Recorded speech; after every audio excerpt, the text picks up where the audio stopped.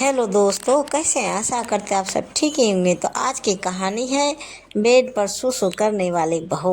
सुनिए सास बहू की रोमांचक कहानी। तो कहानी अंत तक सुने दोस्तों। निखिल और आयुषी अपनी कार से रात में कहीं जा रहे थे। निखिल कार ड्राइवर कह रहा था, तभी अचानक आयुषी को सुसु लगाई।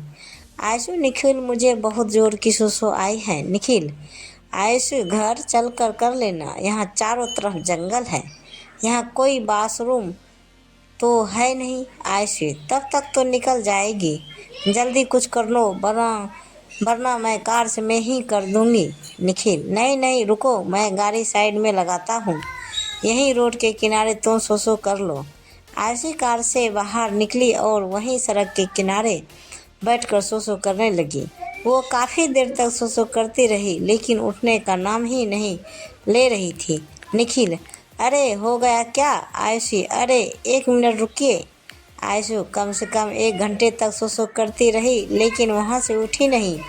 निखिल परेशान हो गया। निखिल, आयुषी 1 घंटा हो गया है, कितना सो करोगी? पूरा समुंदर पी गई थी क्या? आयुषी सुसु करती जा रही थी, लेकिन उसकी सुसु रुक ही नहीं रही थी। सुसु करते करते अचानक उसकी नींद खुल गई, क्योंकि वो ये सब सपने में देख रही थी। तभी उसे एहसास हुआ कि उसने बिस्तर पर ही सुसु कर दिया है। आयुषी, ये क्या? मैं तो सपने में सुसु कर रही थी, बिस्तर पर ही सुसु कर दिया। आयुषी ने धीरे से कम्बल उठाकर देखा तो निखिल की पैंट भी भीगी हुई थी। यानी आयुषी ने इतना ज़्यादा सुसु कर दिया था कि उसकी सुसु से निखिल भीग गया। लेकिन वो बेचारा सो रहा था, उसे इस बात का अंदाज़ा ही नहीं था। आयुषी चुपचाप सो जाती है, सुबह मैं सारा इल्ज़ाम निखिल पर डाल दूंगी। सुबह आयुषी जल्दी उठ गई और उसने नहा धो भी लिया। वो चाय लेकर निखिल के पास आई और उसे जगाया। आयुषी, अरे निखिल, उठिए ना, आज आपको ऑफिस नहीं जाना है क्या? निखिल, अरे सोने दो। आयुषी, मैं लेट भी चला जाऊं तो बॉस मुझे कुछ नहीं करेगा, आखिर तुम्हारे भाई उस कंपनी के मैनेजर हैं। आयुषी ने निखिल के ऊपर से कमर हटा दिया, उसकी पूरी पैंट गीली थी। आयुषी ने इस मौके का पूरा फ़ायदा उठाया। आयुषी, अरे ये क्या, आपने तो बच्चे वाले हरकत कर दी, आप अभी तक बिस्तर पर ही सो कर देते हो। ये देखिए, आपकी पूरी पैंट गीली हो गई है। निखिल चौंक कर उठ गया, उसने अपने पैंट देखी तो पूरी गीली थी। निखिल, अरे ये क्या हो गया? मैंने तो बिस्तर पर सो कर दिया और मुझे पता भी नहीं चला। प्लीज़ तुम माँ को कुछ मत बताना, मैं जल्दी से नहा लेता हूँ और तुम जल्दी से बेडशीट बदल दो। निखिल उस घर में जमाई था, इतने में आयुषी की भाभी राधिका वहाँ पर आ गई। राधिका, मैंने सब कुछ देख लिया। नंदोई जी, आप तो आज भी बिस्तर पर सो कर देते हो। निखिल, भाभी जी, मुझे बिल्कुल पता नहीं चला, ये सब कैसे हो गया। निखिल तुरंत बाथरूम में घुस गया और नहाने लग गया। आयुषी ने बेडशीट बदल दी।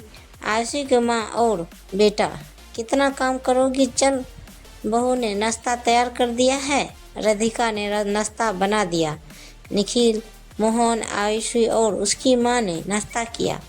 निखिल और मोहन अपना टिफिन लेकर ऑफिस चले गए। दोपहर में टीवी देखते देखते आयुषी को नींद आ गई। आयुषी, माँ, भाभी आप लोग टीवी देखो, मुझे तो बहुत नींद आ रही है। माँ, हाँ बेटा, जा। भाभी, हाँ जाइए। ननद जी, निखिल ने सुसु कर दिया था, इसलिए तुझे जल्दी उठना पड़ा होगा, जा थोड़ा आराम कर ले।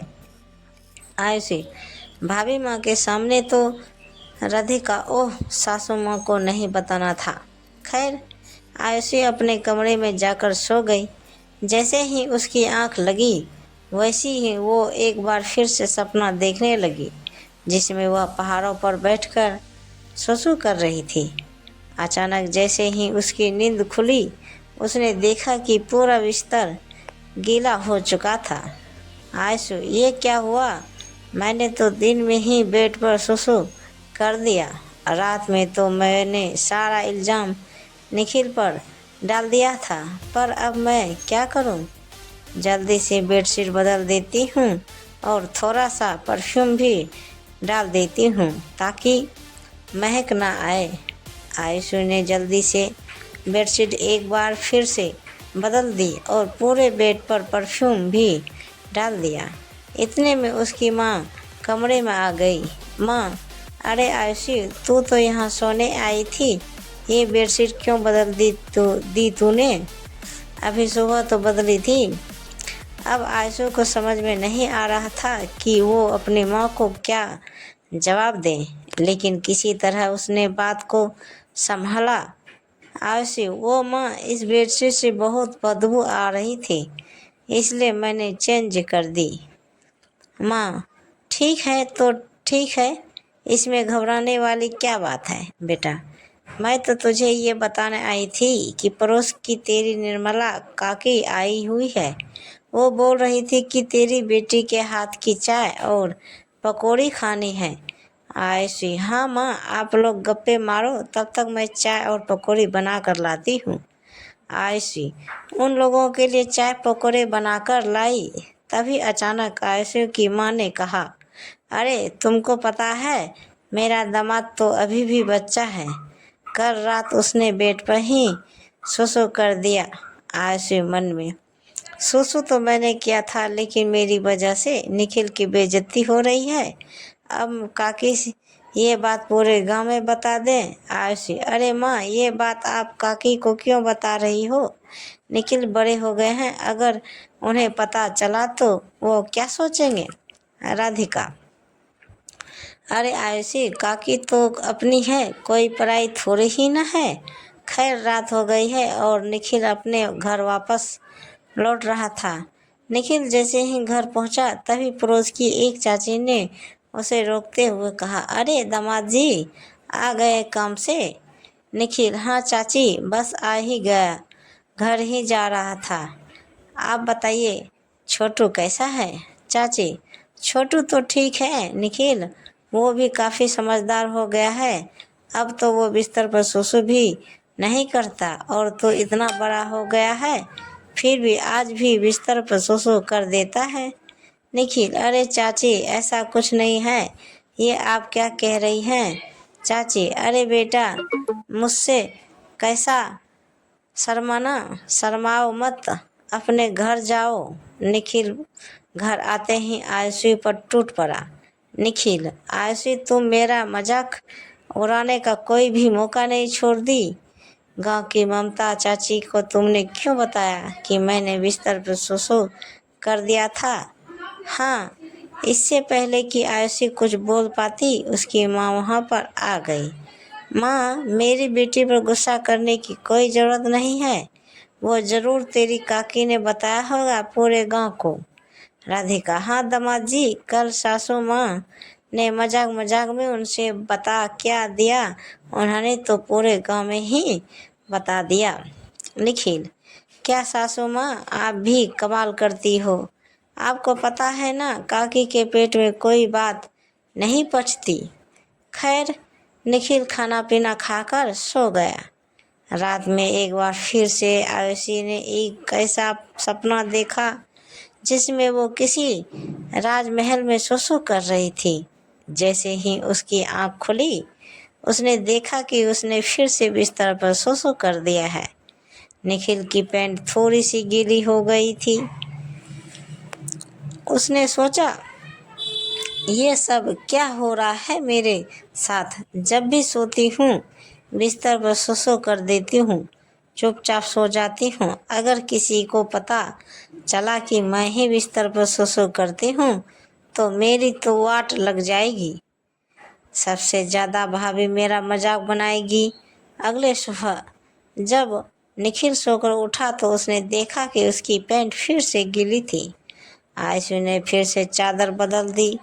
निखिल, आयशु, मुझे लगता है कि मुझे डॉक्टर को दिखाना पड़ेगा कि कोई ना कोई प्रॉब्लम ज़रूर हो गई है, इसी वजह से मैं बिस्तर पर सो कर देता हूँ। सासू माँ, भैया भाभी क्या सोचेंगे मेरे बारे में? निखिल ऑफिस जाने से पहले डॉक्टर के पास गया और उसने सारी समस्या बताई। डॉक्टर ने निखिल का चेकअप किया और कहा, देखिए मिस्टर निखिल, आपकी रिपोर्ट तो बिल्कुल नॉर्मल है। मुझे नहीं लगता कि आप बिस्तर पर सुसु करते होंगे। खैर, निखिल डॉक्टर के पास से वापस आ गया।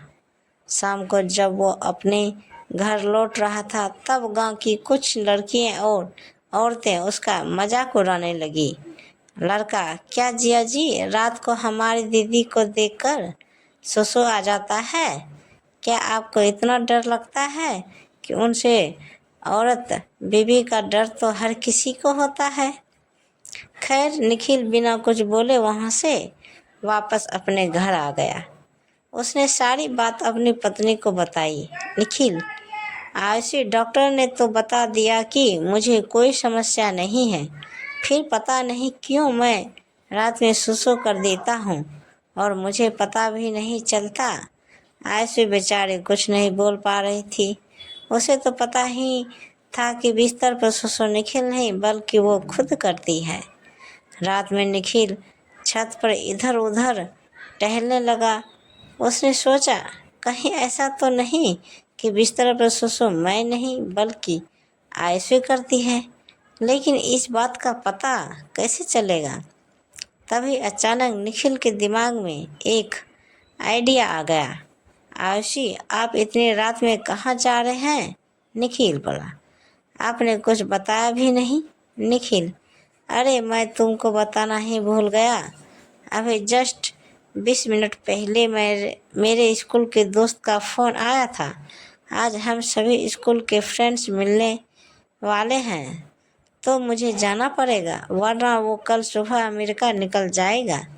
आयुषी, ठीक है, इसमें परेशान होने वाली क्या बात है? निखिल घर से बाहर निकल गया, लेकिन वो कहीं नहीं गया बल्कि अपने कमरे के पीछे खड़ा हो गया और खिड़की से सब कुछ देखने लगा।